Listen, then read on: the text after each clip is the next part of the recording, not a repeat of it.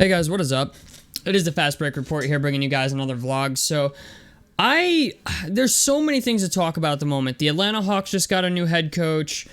Damian Lillard dropping 71. But I want to talk about something that happened last night. Mostly, even though it's not going to be the topic of conversation, it might not be even the hottest topic you guys want me to talk about.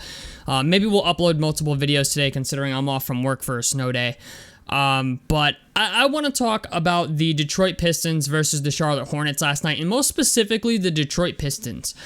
Because we got to see Marvin Bagley and James Wiseman on full display last night, and boys, let me tell you, it was a sight for sore eyes. I was sitting here on my computer, and I wanted some background noise, right? So I pulled up NBA League Pass on my Xbox, and the only game that was still on was the Detroit Pistons versus the Charlotte Hornets. I was like, alright, whatever, we'll fuck around, watch this. And I felt like every time I looked up at my screen, Marvin Bagley was fucking scoring. So I was like, okay, I gotta pay attention to this a little more. So I'm watching it, and Marvin Bagley is putting the ball on the floor against the Hornets, getting to the rack, dunking on people. James Wiseman's fucking bodying Mark Williams. I'm like, suddenly whatever I was doing on my computer didn't matter anymore. I was like, okay, I'm watching this, right? And I'm watching this thing, and yes, the Charlotte Hornets won the game, but I'm like, bro, the fucking Pistons are gonna be a good team in the future, man.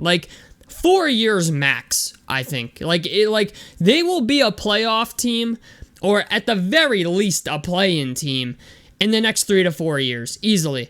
I watch this team play, and unless something, catastrophic fucking happens to the talent on their team, this team's going places. And I can't believe I'm saying this, and I don't want people to get the wrong idea about this, because at the time of the trade, it made sense for the Golden State Warriors to do this, but, because ever since they lost Gary Payton II, the Golden State Warriors defense has been fucking horrendous, okay?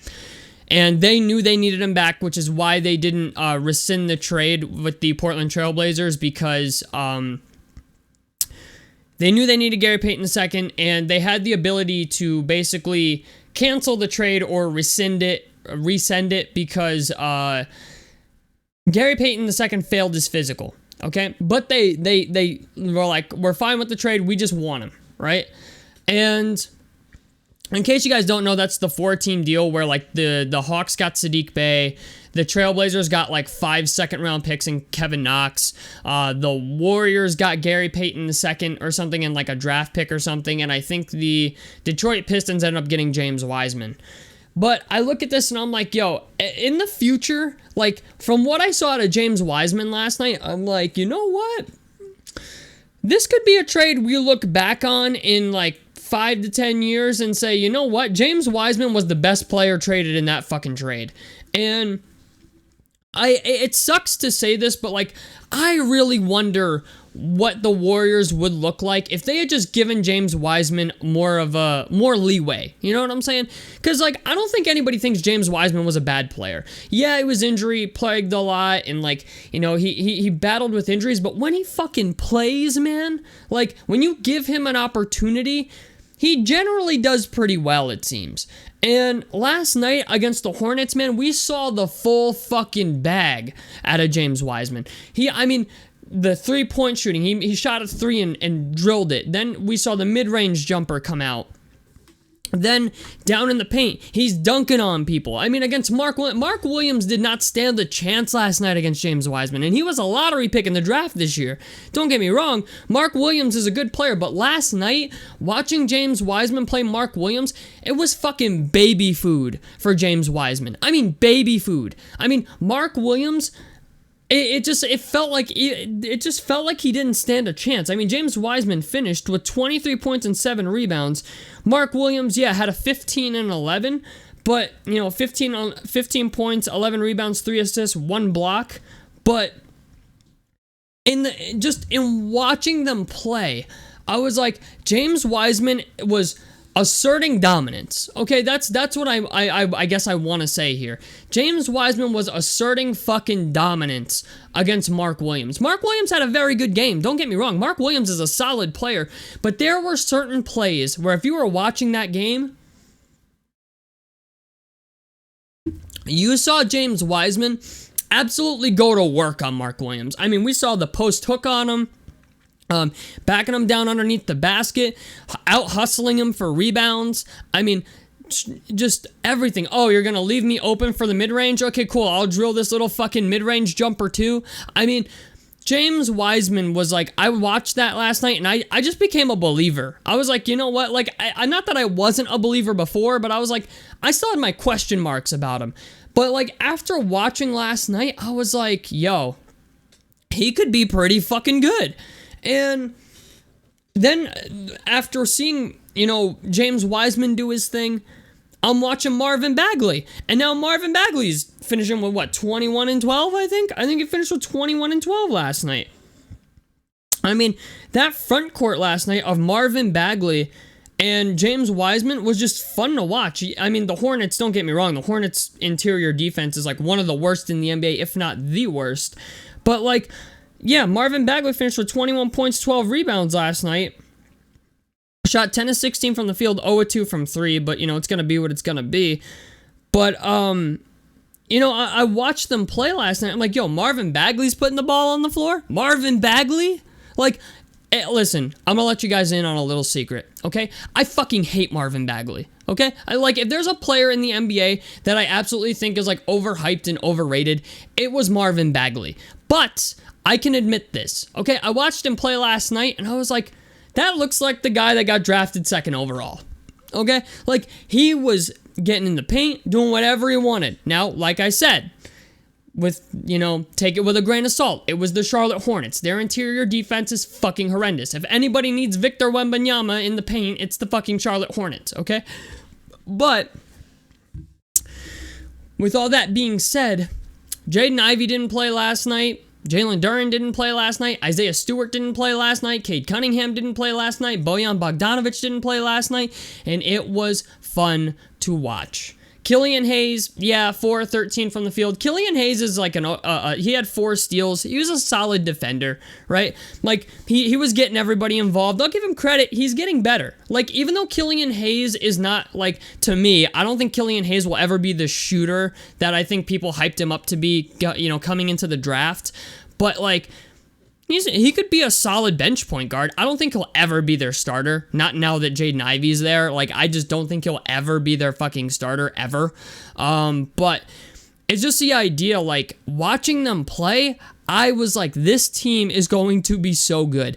Them, the Utah Jazz, even the Spurs are still a little, their window's a little farther out than these two teams. But Detroit and Utah, there are two teams that I think are going to get very good here in the next, I would give it 2 years, 2 to 3 years. I think they're going to be solid teams. They're not going to be playoff contenders maybe. I wouldn't even say that. I don't think they're going to be solid playoff contenders. They might be a play-in team, maybe an 8th seed at the high, 8 or 7 seed at the high.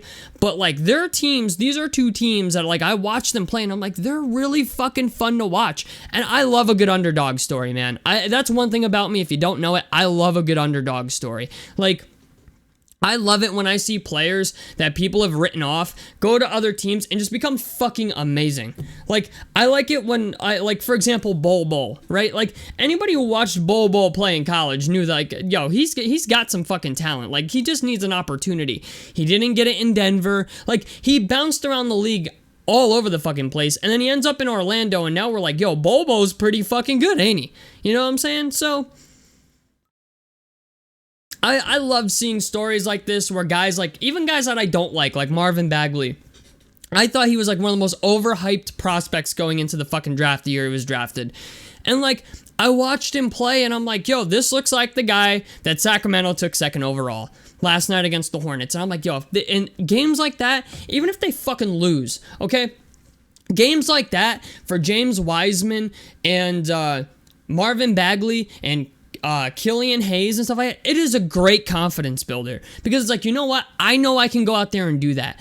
And just specifically with Wiseman, man, last night, it's just, there was times in that game where I was just if you were telling me who's the better, if you were judging by the eye test, right? And you were to say who's the better player between James Wiseman and Mark Williams, you probably would have said James Wiseman. Like, if you were watching it just the eye test and not looking at the box score, you'd be like, yo, James Wiseman's a better fucking player than Mark Williams. And it really presents a lot of questions about the direction of the Detroit Pistons. Mostly because it's like, well, they have Isaiah Stewart. Sorry, I still have bronchitis. But there's it presents some questions, and it's like, okay, what does the future look like at the center position for them? Is it James Wiseman? Is it Jalen Duren? Is it Isaiah Stewart? Even though Isaiah Stewart can step out and hit the three every once in a while now, it seems like they're giving him more three-point attempts because they now have Duren and James Wiseman. But like, I look at this team, I'm like, boys, they're gonna be serious. Like, if James Wiseman continues to show games like this, right? We're getting into the end of the season here, last 22 games. We're going to start seeing bench guys come out, getting some burn, see what they can do.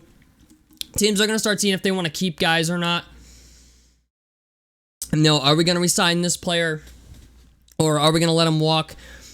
And I look at this and I'm like, yo, if James Wiseman keeps on this path, and Jalen Duren keeps on this path, it's not outside of the realm to see a future roster or a starting five potentially of like Jaden Ivey, Cade Cunningham, Bojan Bogdanovic, Jalen Duren, and James Wiseman, or James Wiseman and Jalen Duren, or Marvin Bagley and James Wiseman, or Marvin Bagley and Jalen Duren. They're gonna have so much talent that they literally don't know. They're not gonna know what the fuck to do with it. Like, I'm just gonna tell you right now, they're not gonna know what the fuck to do with it. Not to mention that they're also going to have a top pick in this year's draft, too, if I'm correct, because I'm pretty sure Detroit's like one of the bottom. Yeah, they're the worst team in the fucking East right now. Like, this team is going to have so much talent that they're not going to know what to do with it. So, I don't know, man. I just think watching them play last night, like, it's not often you watch two really bad teams play and you're like, this is entertaining to watch, but James Wiseman, full bag. We saw it last night. Marvin Bagley putting the ball on the floor, grabbing boards, getting to the rack, doing his thing, like getting some middies up. You know what I'm saying? It was fun to watch. And definitely now is the time, I think. If you were looking to see if like what players are going to become good and what players are not, now's the time to start watching some of the bad teams. Because like the teams that are really bad are officially tanking at this point, right? At this point in the season, the teams that are bad are going to be bad, and the teams that are good are going to be good. And at this point, we're going to start seeing teams like, you know what? These last, 20 games or so? Yeah, we're going to tank them. We're throwing them out. And so we're going to get to see some things we maybe otherwise wouldn't. So tell me what you guys think about this down below in the comment section below. Like helps me out. Subscribe if you guys want to see more on the Fast Break Report. And out of this motherfucker. Peace, guys.